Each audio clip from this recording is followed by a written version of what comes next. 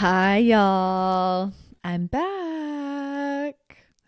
So, the last month and a half, I have been so deeply in some personal, um, just my personal journey. And, I'd really say I've been going through what I would call an awakening for the last probably 2.5 years now. And part of that awakening has been just these really deep dives, trying to figure out how the world works for me, why I'm here. And there is this whole other journey that I've been on that I've really only shared with a few other of my like very, very closest friends because it's just such a intimate, vulnerable journey for me to be on. But I just have to say, what's so beautiful about this journey is knowing, a part of me knows deeply, eventually I will get to share it with all of you.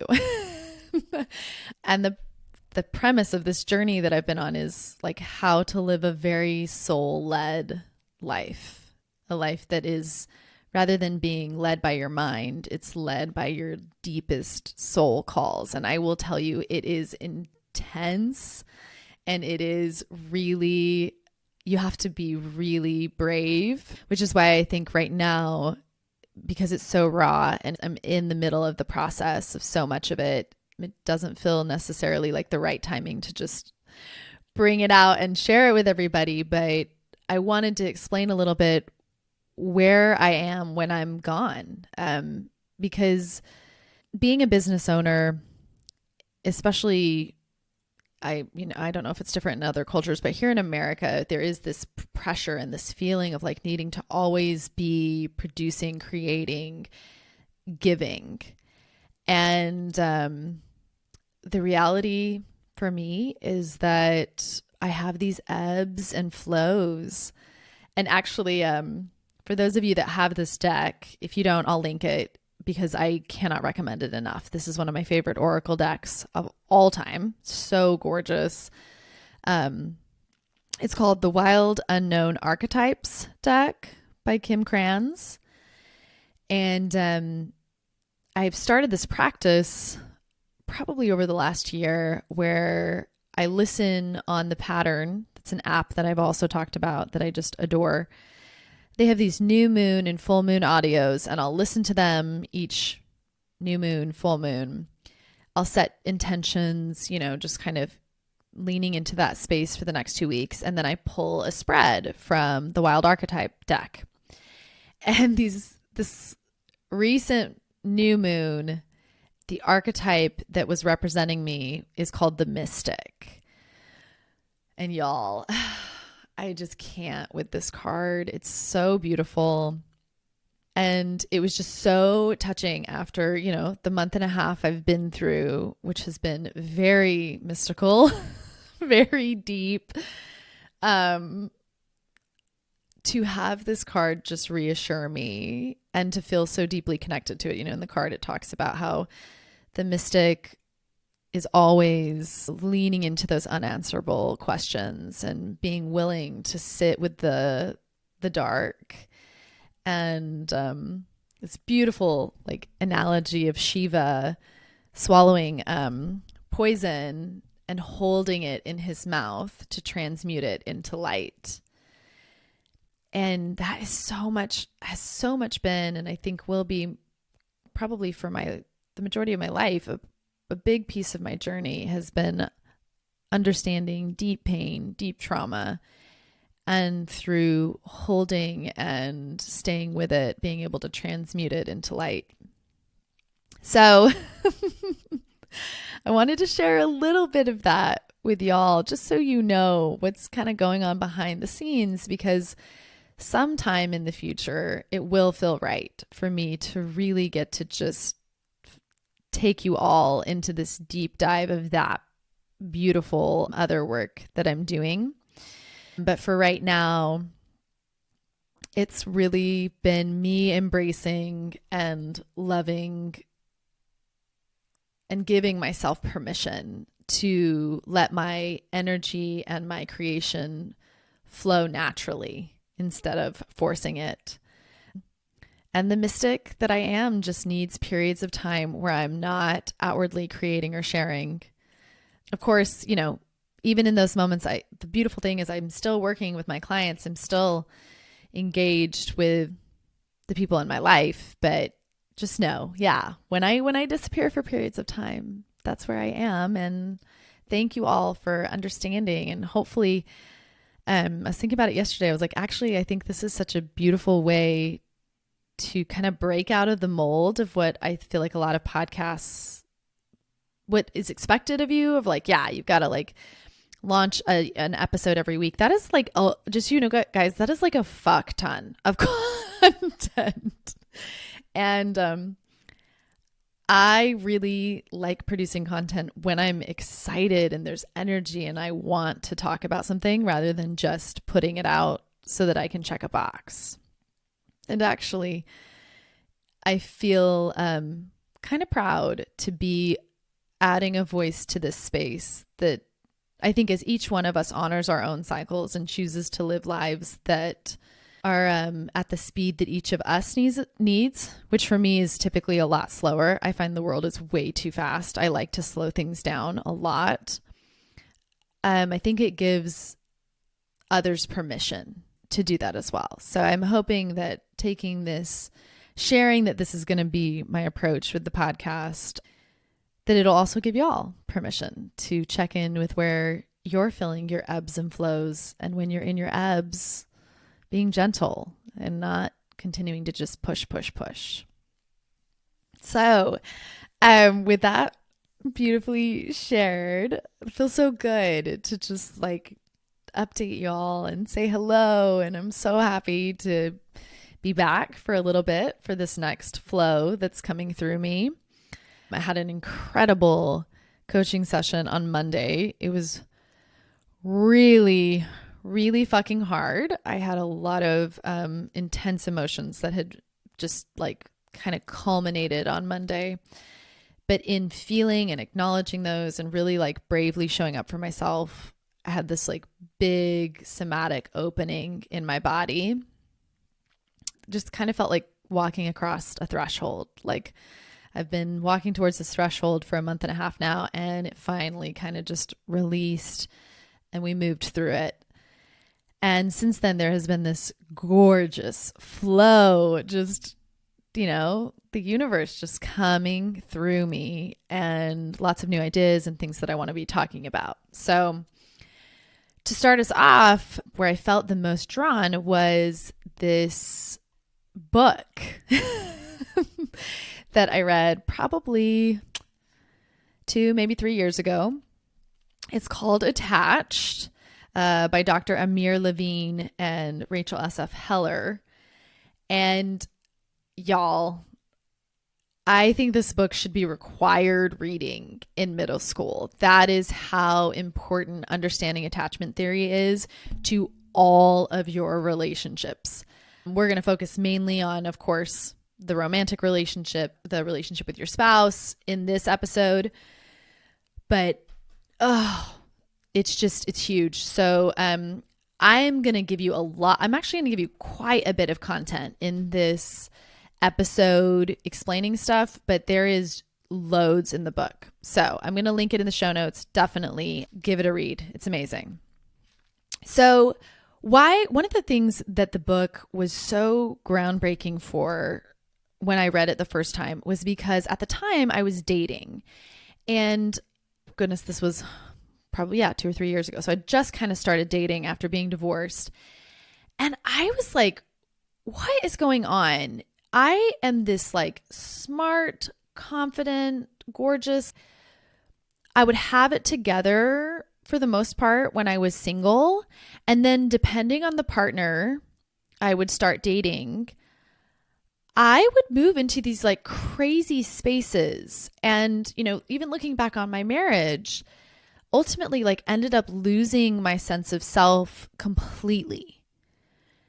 And this book explains a lot, especially for anxious attachment styles, which I would say the majority of my clients are, and I definitely am, why that happens to you. And I think they even say later on something about like, you're only as stable as the relationship you're in. And for those of you like me that feel, at least when I was in my marriage, I felt super crazy. I felt like my partner was the stable one. I was the crazy one. When you start understanding it through the lens of attachment, it relieves so much of the shame and guilt that you might have around, why am I acting this way? Why am I reacting this way? Why do I feel completely out of control? It probably comes down to attachment and possibly mismatched attachment styles in your marriage. So I want to start us off by talking about the 3 different types of attachment styles. So there is anxious, avoidant, and secure. And while I go through each of these, I really want you to be introspective and to notice which one you think you might be and which one you think your spouse might be. So with each of those different types, they have these great little phrases that kind of encapsulate each one of them in the book. And for anxious attachment, the phrase is living with a 6th sense of danger. Yeah, so accurate. So from personal experience, I definitely anxious attachment is my factory setting from childhood. So the other thing to understand is your attachment style comes out of your relationships with your parents in childhood and how you felt loved or not loved, seen or not seen by them. So growing up for me with a narcissistic mom, it was super important to always be subconsciously taking the emotional temperature of the home, and her especially, because I never knew when I was going to be in trouble. It could come just out of the blue. And I remember actually one evening where I'd had a bunch of friends over, like guys, girls, we were all hanging out. And my girlfriends were kind of just like in a bit of a mood and I was like, okay, cool. And went off and hung out with my guy friends and just flirted and had fun. And so the evening ends, all of them leave. And I am so excited to go share how much fun I've had with my mom. And of course my mom was there. It was at our home. So she was around watching everything. And so imagine this feeling of like you're going to go talk to your best friend and you are so excited to just be like, oh my God, this was so much fun. And as I come into her room, just straight out the gate, she looks at me and she's like, it was something, I can't remember the exact words, but it was basically like, you are a slut. And I remember feeling just, utter, you go from happy, safe to utter, oh my God, how did I get this so wrong kind of feeling. And obviously instant terror, fear. I must have, I've obviously done something wrong. I didn't know that I did. Now I've got to manage this person who's really, really upset with me. And although in that instance, my mom did not hit me physically, she was absolutely backhanding me to the face emotionally. And what it taught me, experiences like this where she seemed to have some kind of interior intel on me and who I really was, it began to really teach me that I couldn't trust my interpretations of the world or myself, and that I always needed to be trying to read deeper into what hidden meanings might be or the external perspective of the people around me. And actually, while I was researching and writing this episode, I was so happy to realize previous to this, for most of my life, I have lived it through an external perspective, like always seeing myself from the outside and always thinking, what's somebody else thinking about me? And it's really only been in the last 2 to 3 years that has like gone away. I really don't have this out of body watching myself and kind of critiquing myself anymore. And the biggest, I just have to share because this was such a huge win. The biggest example I had of this recently was when I went to Burning Man last year. And, I'm getting to wear these like very like sexy and fun and, just very out there for me outfits. I really stretched my, and the beautiful thing was it wasn't a stretch for me at the time. That's what was so wild. But got to wear these just gorgeous, sexy outfits that I didn't once, while I was wearing them, have any kind of like, oh, do I look good? What is somebody thinking? I didn't even really wasn't even noticing the people looking at me because I was just so present and into my experience and enjoying what I was doing. So just so you all know, and we'll talk about this a little bit later, these things can change, right? Even if it's that way for you right now, through learning about ourselves, through understanding our trauma, our history, our past, and especially if we have CPTSD right now, learning how to manage those things, we can live very different lives than we have been currently.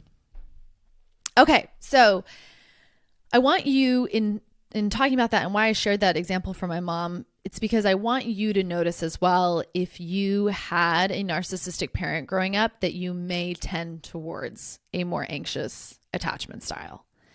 So some of the things that anxious attachments can do more than others is they're able to read facial cues much faster, and they jump to conclusions more quickly. So for me, this has looked like when I've been dating, I can pick up on habits and patterns really early in the relationship. And it's, once again, it's not happening on a conscious level. It's just what I'm doing. So this looks like knowing how often do they text me? How often are we talking, seeing each other? How much are they initiating, wanting to see me versus me initiating? And I'll kind of get this like baseline level. And then if any of that changes, we're talking like, he's been texting me every morning, and then there's a morning where it takes him like 3 or 4 hours to text me, immediately my anxious attachment picks up on it. And my brain will start to analyze. Like, okay, what's going on? Where is he? Has something changed? Did I do something wrong? It doesn't do that as much anymore, but definitely when I first started dating, holy crap, y'all.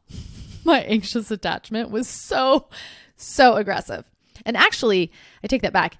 It does do it. The difference is I don't date as many avoidant partners anymore that trigger it. But this can also look like knowing when someone sends, like you're calling them, and knowing when someone sends your call to voicemail based on the number of rings you hear. Like, this is the amazingness of how sixth sense we are as anxious attachment. And also, for those of you, I want you to realize too, as I'm describing a lot of this, some of you may not, because you've been in a marriage for maybe, 5, 10, 15 years, notice that these may not be hitting as strongly because it's sometimes easier to see it when you're dating someone in the very beginning. So I'm going to explain this a little bit more in just a second. But I want you to realize that one of the things that happens when you have this anxious attachment and you go into this really quick reading of facial cues, jumping to conclusions, is you then struggle with effective communication because you're kind of like flooding all the time. And by flooding, I mean you're getting dysregulated, you're emotionally activated pretty quickly. And the way anxious attachments handle that is, instead of effectively communicating about it, they use things called protest behaviors instead. So let me explain what protest behaviors are. In the book, it says protest behaviors are any action that tries to reestablish contact with your partner and get their attention. So this can look like calling, emailing, texting excessively, driving past their home or workplace, hoping to run into them, keeping score, acting hostile, like when you get up and you leave while they're talking. And this is the piece where I want you to realize, so when you're dating somebody, these protest behaviors might be a little more obvious, right? The whole like driving past their work. I have totally done that, y'all, when I was dating in high school, for sure. But once you get married, that may not be happening as much. Well, why? I want you to realize is in some cases when your protest behavior is no longer working, and not that it really worked even probably from the beginning, especially if you're dating an avoidant, you can get to a point where you just stop protesting at all. So I definitely saw this in my marriage. I would use protest behaviors, and then eventually I just became so discouraged by how little it was helping. And I've watched this in a lot of my clients too. They will protest, they will protest, they will protest. And then eventually you just get to a point where you're like, well, fuck, this isn't working. And it makes me think of, research that I've heard around, children babies, when they're crying, if they are left long enough without being soothed, without someone coming when they cry, eventually they can get to a point where they just stop crying. And that does not mean they are not still distressed and like hurting and wanting connection, but they are so discouraged by the lack of any kind of empathic response to their cries that they will just stop crying. So notice, some of you may definitely be at that point.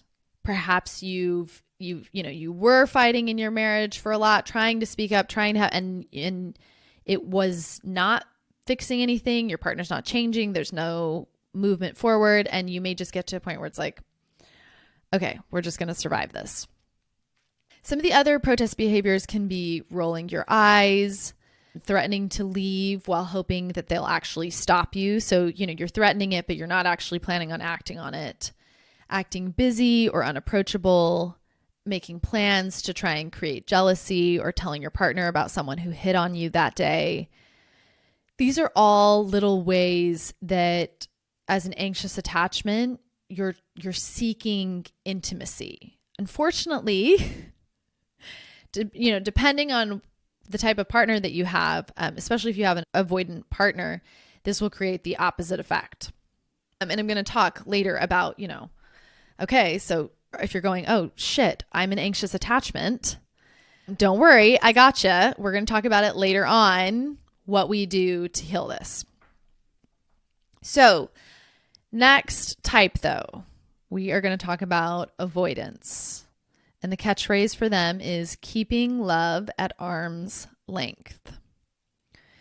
So with avoidance, they tend to idealize self-sufficiency and really look down on dependency.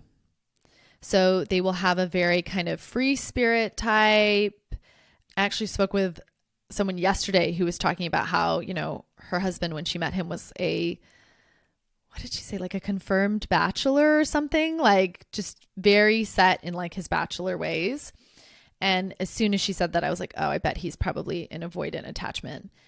They tend to repress rather than express their emotions. So anxious attachment, we tend to like, bah, bah, bah, bah, bah. They're going to pull back, repress what they're feeling. They tend to think really negatively about their partners and can see them as like needy or overly dependent. But deep down, they're doing that to ignore their own needs and fears in the relationship. So where anxious attachments have more of a protesting behavior that they use, avoidance use what are called deactivating strategies. And this is where they're creating distance in the relationship. So some of these would be staying with someone even though you're not ready to commit to them, focusing on really small imperfections that you're noticing, like, oh, I hate the way he eats, or that's really annoying, the way he laughs like that. Avoidance will fantasize about past partners. They will pull away when things are going well. This is where, if you were dating someone, like, you'd have this really amazing connected fun date, and then they wouldn't call for several days after. And avoidants tend to want to form relationships with improbable futures, which would be, dating someone who's already married. I know a friend of mine who probably at that time had a very avoidant attachment style, and like specifically wanted to date women who were married because it meant that wasn't going anywhere. And that felt really safe for him. So I'm going to talk about this more coming up, but I just want to input here. I definitely have also been an avoidant. What? Yeah. So you can also be mixes of both of these styles. And I have absolutely, especially coming out of my divorce, I moved into much more of an avoidant attachment style. Coming off the trauma of being in my marriage for 12 years, feeling super disconnected. Like I said, that trauma of like having all these protest behaviors and not having them be met, I way moved into a like self-sufficient, I don't need anybody, I'm going to do it on my own. I only want a partner to like, be some fun in my life. I'm a free spirit. And definitely repressing emotions of, loneliness or desiring connection or desiring to be held, and pushing kind of more into a, I've got this, I'm fine kind of feeling. So just keeping that in mind, that you can experience both.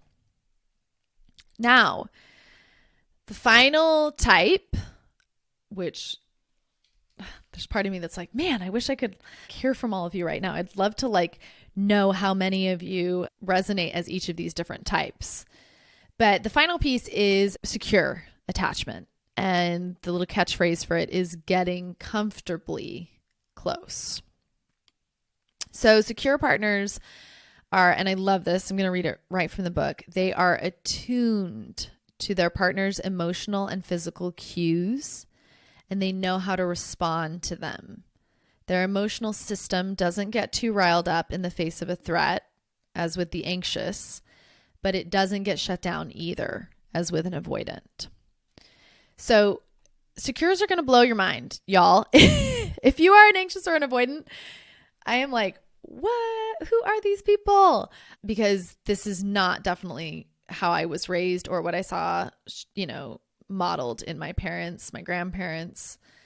Secures are programmed to expect their partners to be loving and responsive, and they don't worry very much about losing their partner's love. So they are not, where us as an anxious, we're expecting our partners to be critical or judgmental, and we're worried that they're going to leave us at any time. This is not the case for secures. They're like, yeah, of course my partner loves me. Of course my partner is going to respond when I need them. And I'm not worried about them leaving. They are extremely comfortable with intimacy and closeness, and have an uncanny ability to communicate their needs and respond to their partner's needs. And you'll find this section in the book. If you're wanting to look back over these, highly recommend pulling this section up in the book. They aren't as sensitive to negative cues in the world. Do you remember how our anxious are like, we pick up on facial cues really fast? They actually talk about research in the book that secures, they just aren't. Their brains are just not as quick to pick up negative cues. During fights, they don't feel the need to act defensively or to injure or punish their partner, which helps prevent escalating. So also while I'm listing these, maybe check in with your partner and noticing if your partner has any of these qualities or not. They are not threatened by criticism. They're mentally flexible. They don't play games, and they want closeness and believe others do as well. They're quick to forgive because they assume their partner's intentions are good. They're inclined to view sex and emotional intimacy as one. They treat their partners with love and respect. They expect others to be responsive and loving towards them, and so they are responsive and loving with their partners, and they can sensitively, empathically, and coherently discuss their emotions with you. Right, y'all? I'm like, oh my God, this sounds amazing. And as you might guess, the ideal partner to be paired with is a secure. And in the book, it actually talks about how it's like the most painful pairing for an anxious attachment is to end up dating an avoidant.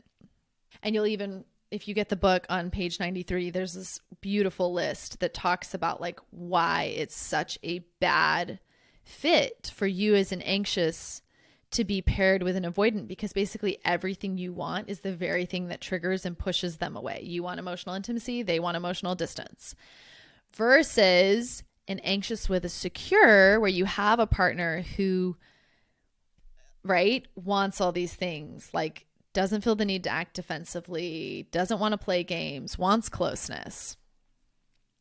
With those three types now kind of in your brain, I want to tell you about one of the most fascinating things I learned in the book. Like, this was what stood out to me the most. And it was that your attachment can change. So, for 70 to 75% of the population, their original attachment style from childhood will remain consistent throughout their entire life. But the remaining 30 to 25% of the population can change. Y'all, that means you can go from being an anxious attachment to a secure. And they say that that change is attributed to romantic relationships in adulthood that are so powerful, they actually revise our most basic beliefs and attitudes toward connectedness. Y'all, say what? I mean, come on. As someone who came from a pretty messed up family dynamic, and as you know, as the last has finally in the last couple months learned about CPTSD, acknowledged and admitted that I have it, knowing that this is possible is huge. They are saying I can change my attachment style through secure partnerships. Like, sign me up. I am in. I want it. Let's go. And I mean, really, I do think, although I didn't have, the research in the books to back it up, that was a huge piece of why I got divorced, was this feeling of, I just think there's someone else out there that I could heal in the ways I need to with. And some part of me knew it was not my spouse. To illustrate how this all works, how these different dynamics of being anxiously attached, dating an avoidant, or being anxiously attached and dating another anxious attachment, how they all work, I'm going to share some of my personal journey and my stories over the past 4 years of dating, because if you guys are like me, I love stories. I love getting to hear about other people's experiences. And obviously, this is just going to be like a very tiny snapshot of these dynamics in my own life. But I do think it's going to help you be able to take what I've just been saying and actually see the applications and how it can help you in looking at your relationship with your spouse, understanding how those dynamics affect your ability to heal. And of course, understanding all of this, gaining this knowledge helps you while you're considering divorce, because you have to know, it's so important to understand these pieces to be able to make a really solid, well-informed decision.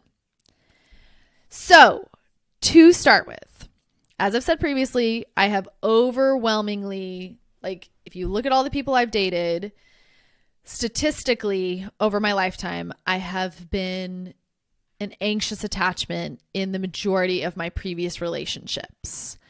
And I definitely think there is some element, I haven't fully worked it out just yet, but it does seem to be an element where those who seem to have anxious attachment do tend to be more codependent, and those who have avoidant attachment can tend to have a greater pool of people who would be on the narcissistic personality disorder spectrum. So keep that in mind. I haven't seen research that actually like completely correlates those, but that's what I have seen and kind of put together for myself. So, going back, I was thinking while I was doing this episode, like, when have I ever really dated someone secure?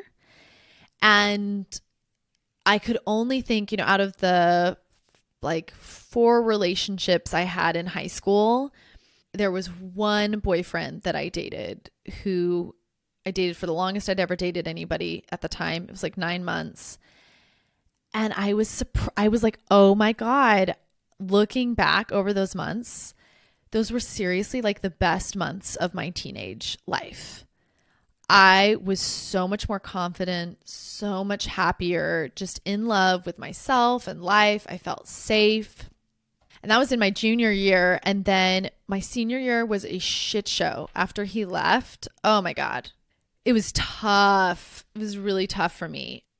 Felt very, very lonely. Once I got into college, once again, it also was just a lot of dating avoidance looking back. I'm like, yep, that's what that was. Lots of triggering of my anxious attachment. And actually, the one guy that was probably the most secure, I remember dating him and just feeling really good. And then I sent a picture to my mom. She did not think he was attractive enough for me and was basically like, you need to dump him. And then, y'all, I got married the summer after my freshman year. So I did not have a ton of dating experience, especially really hardly any dating experience with secures, and especially no dating experience understanding what I was looking for and that I was looking for a secure. And actually with my ex-husband and I think we kind of traded off being anxious or avoidantly attached in the marriage. Probably in the beginning of that marriage, I would say he was probably more securely attached and I was more of an anxious. But then we would vacillate. We were just all over the place as far as once we really got further into the marriage, I would say we just would trade off being anxious and avoidant until finally by the end of the relationship, I would say I had become more of the avoidant and he was more of the anxious, which is really, I'm sharing that because I want you guys to realize it can vacillate quite a bit in your marriage. You can find that in the beginning, you might have been the one with all the protest behaviors, seeking intimacy, asking for a connection, wanting more time with him, wanting to, come on, I need more. And over the years may have shifted into more of the avoidant, like, I'm just done. I don't want to be near you. I'm just going to get through this, kind of more of like a parallel marriage situation. And now that I know about my CPTSD and my childhood abuse and even his own family's trauma as well, I really don't fault either of us. It's like we were trying to build a skyscraper together, which is what a marriage is. Like, you're trying to build something pretty technical and beautiful and all these different pieces. It's like we were trying to build that with explosive landmines on the property every 2 to 3 feet. Like, looking back, the amount of emotional flashbacks I'm having, the amount of triggers, the lack of resources and tools he had to it all help me through those. That's, it's really hard to build something when there are triggers everywhere and you're spending the majority of the relationship dysregulated. So yeah, looking back, I'm like, that was always kind of going to be a steep uphill climb for both of us. So fast forwarding into coming off my divorce in 2020, I was so beautifully just wide open and eager to learn more about myself and to just play and explore in dating. And little did I know what I was going to get out of that was so much coaching around my anxious attachment, because that's really what that first like year to year and a half of dating was. So the scenario for me was like dating would go well for the first 2 months and then something would happen. And looking back, I would get activated and I would use protest behaviors. I would seek to reestablish connection, or I'd want more, or maybe, something wouldn't happen, but I would just be looking for more intimacy and connection.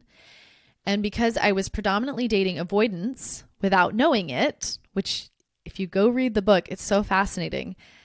They'll talk about why avoidance are actually like, they are the highest percentage of people you're going to end up meeting in the dating pool, because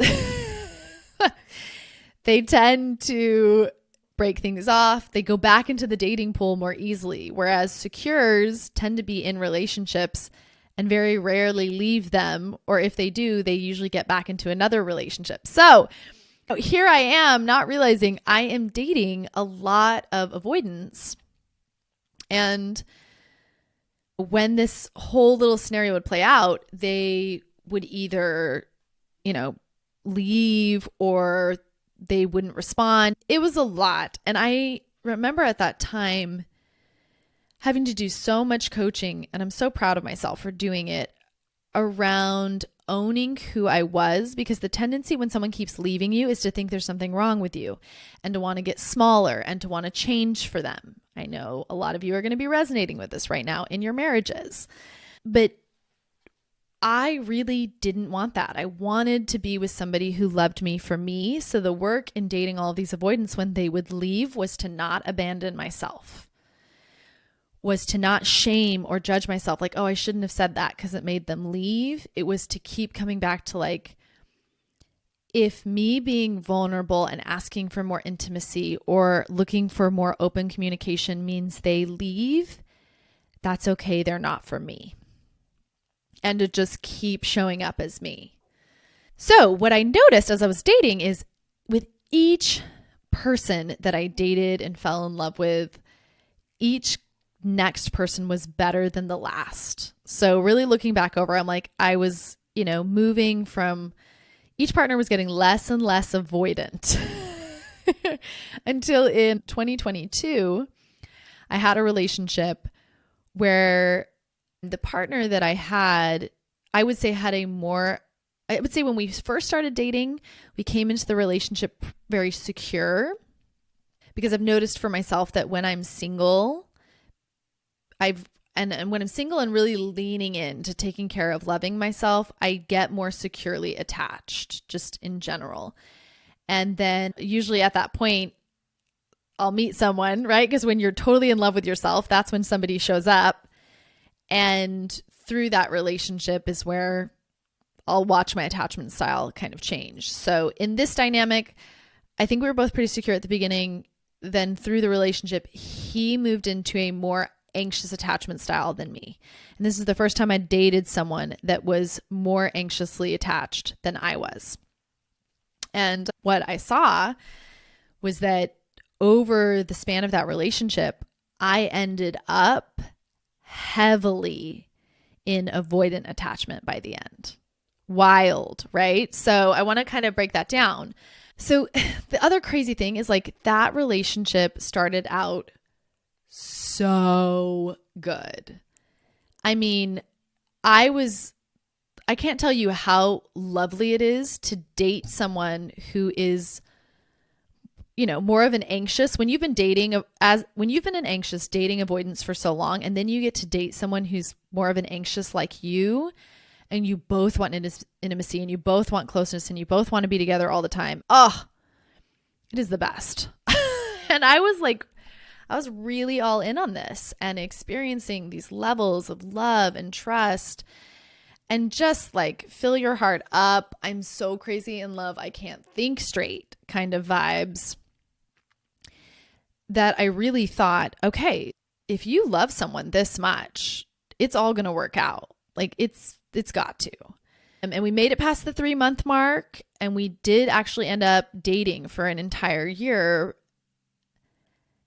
But looking back now, I can see really clearly how what ultimately sunk us was our attachment styles and having undiagnosed CPTSD.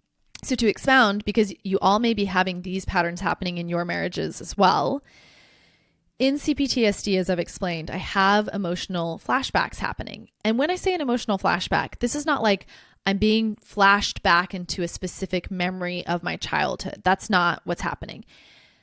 What it means is I'm experiencing a trigger that flashes me back into feeling the way I felt as a child, which is like overwhelmed, completely flooded, catastrophizing, super terrified, unable to really function.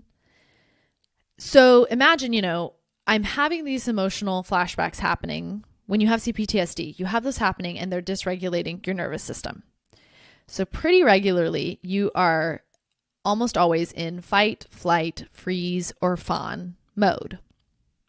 Now, if you don't know what's happening and how to manage and re-regulate your nervous system through those emotional flashbacks, you can get so flashbacked that you end up in a state of regression, which for me feels like being completely like I'm out of my body. I feel really fuzzy most of the time. I'm dissociated. I'm overwhelmed. This is when I'll have the suicidal ideations that we talked about in the CPTSD episode come in. I'll need to buffer a lot. So I'll see myself scrolling a lot on Instagram or wanting to sleep all the time because it just feels so uncomfortable being in your body. And I will tell you guys, regression is really pretty miserable and very terrifying, because if you get deep enough into it, you can forget what you were like previously. And it's really hard because I can't show up like I want to with my kids, or in my business suffers. I tend to isolate. I get really in my head. So with that in mind, now imagine you're experiencing all of that without knowing that's actually what's going on, while trying to be in a relationship with someone. Y'all, it is so overwhelming. And looking back now, what I saw happening in this previous relationship is that because we didn't know that, to be honest, I think we each probably have CPTSD because he has his own trauma with loss. What we didn't know is that we were just ending up triggering the fuck out of each other over and over and over. And that's creating trauma. That is real-time trauma that's happening, which, heads up, is probably happening for a lot of you in your marriages if you have these same patterns. And so what would happen is when he'd go into his anxious attachment, protesting behaviors of like excessively calling or texting me or getting really angry and kind of hostile, I would react by using avoidant, deactivating strategies to keep him at arm's length, by pulling away and distancing, or, just it was too much, didn't want to deal with it, need my space. And at the time, I knew I was not showing up in the ways I most wanted, and he could feel my pulling away, which of course only activates him more, which I get because I know what it's like to be in anxious attachment. But without understanding these dynamics, we just did not have the tools to be able to work through it together. And actually, in admitting to myself that I have CPTSD in the last couple of months, it actually, I've realized, I've made kind of a decision for myself that moving forward, where previously I was kind of like, I'll date anybody, everybody, like, universe, send it in. I want all the experiences. I have decided to be more intentional moving forward and only date partners that are secure, because I've gotten more clear about like what is my goal in relationship. And my goal in relationship is to heal.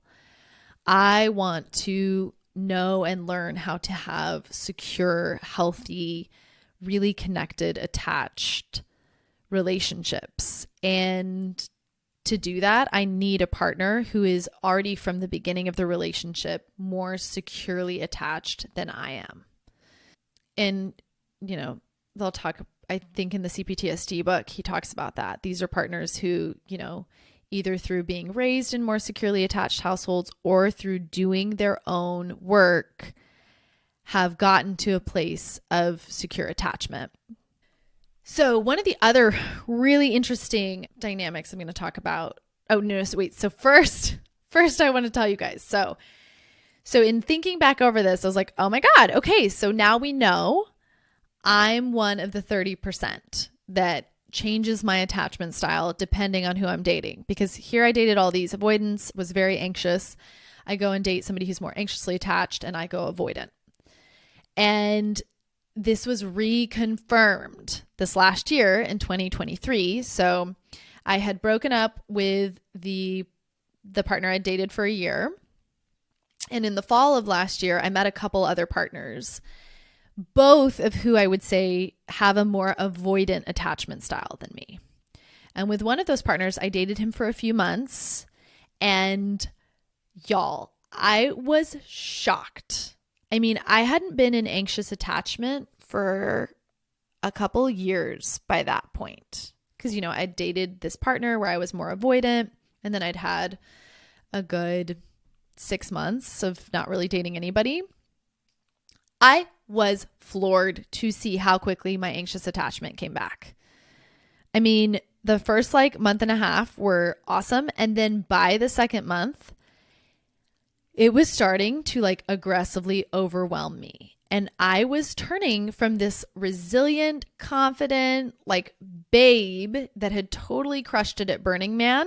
Because remember, at Burning Man, I had not been dating anybody. I went to Burning Man single. So I had this remember this reservoir. Told you when I'm single, I tend to be able to become more securely attached. I was going from that into this overanalyzing, highly emotional, and second guessing everything person. And in rereading the book for this episode, I was so relieved to have them mention this. They said in the book over and over that happens. And that goes back to that statement I said earlier, this whole you're only as troubled as the relationship you're in. And it was wild. I was losing my shit over a week. At the very end, there was this week where his communication just dropped off drastically. And my mind was all over the place. It was really hard to function. I was really stressed and dysregulated. Lots of big flashbacks to how I'd felt with guys that I dated early on after my divorce. And one of the things I'm most proud of is that where in the past I would have tried to work through it previously with an avoidant partner, and even as much as I loved and still adore this human so much, because that's the crazy thing, right? Even if somebody's got more of an avoidant attachment style, it doesn't mean you don't still have deep feelings for this person. I was talking to a client yesterday who's definitely in the same dynamic. She's more anxious, he's more avoidant. And she's like, I deeply love him. And I was like, yeah, I get it. I do. I still deeply love the partner that I dated for a year. It doesn't mean you don't love this person. But loving someone and whether they're actually healthy for your nervous system are two different things. I'm just so grateful because thank God at that point, I'd watched myself for a week just become really dysregulated. And a part of me knew no. And I made this very sound call to end it and to let both of us find just matches that were better, just naturally, organically better for us. Neither one of us was wrong. I just realized at that point that what was happening with me was me shifting back into anxious attachment. And instead of, oh, we can work through this, I knew, no, I just need to call it. So with this in mind, right? What is an anxious attachment gal to do then? We've got all these avoidance in the dating pool. And in the book, it says, and I'm going to quote it, being anxious means that she thrives on intimate, supportive relationships that are stable and long-lasting, and that uncertainty and emotional unavailability get her activated and preoccupied, or in a word, miserable.